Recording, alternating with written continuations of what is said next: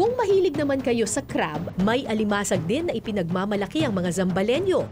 Pero ang crab na ito may kakaibang itsura dahil meron itong 11 spots sa kanyang shell. Kaya naman ang tawag nila dito, 11-11. Pero kapag natikman naman daw ang nagsasarapan nitong mga putahe, hindi ka raw mao-11 dahil sa sarap at lasa, jackpot daw talaga. Sa mga batuhan at coral reef, madalas magtago ang mga 11-11. Ang kadalasan nilang kinakain, shellfish tulad ng sea urchins. At dahil maraming shellfish sa Masinloc Beach, ito rin ang dahilan kung bakit maraming 11-11 rito. Gamit lang ang mga kamay, mano-mano itong hinuhuli, kaya ang mangingisdang si Mike na halos 10 taon nang nanghuhuli ng 11-11, doble ingat dahil magaling daw itong manipit. Pag dalamputin mo siya, madali lang po. Kasi nasa labas lang po sila ng bato. Pag malalim po yun, pag sinisid mo dalawa, medyo mahirapan ka. Siyempre, pag nasa loob siya ng bato, hindi mo makakabasta-basta. Pero kahit ilang beses na raw siyang nasisipit, deadma si Mike dahil winner naman daw kapag natikman na ang 11-11 meat. Sa 3 oras na pagsisid, nakahuli ng 3 malalaking 11-11 si Mike. Ang 11-11 ay lumalaki ng hanggang 7 inches ang haba at kalahating kilo ang bigat.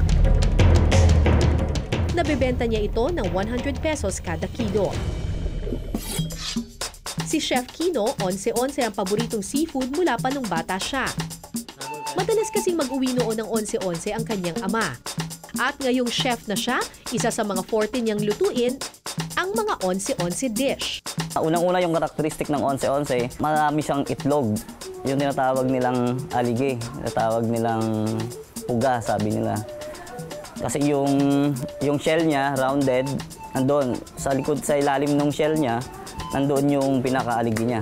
Ang ipinagmamalaking dish ni Chef Kino, ang kanyang deviled 11-11. Sa pagluluto nito, igigisa ang bawang, sibuyas, luya at sili. Kapag lumabas na ang aroma ng luya, sunod na ilalagay ang tomato paste at oyster sauce. Sunod na ilalagay ang 11-11.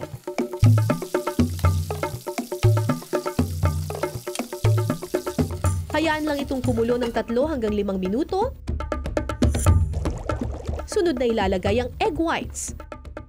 At kapag luto na ang egg whites, hahaluin lang ito ng kaunti at pwede nang iserve ang deviled 11-11.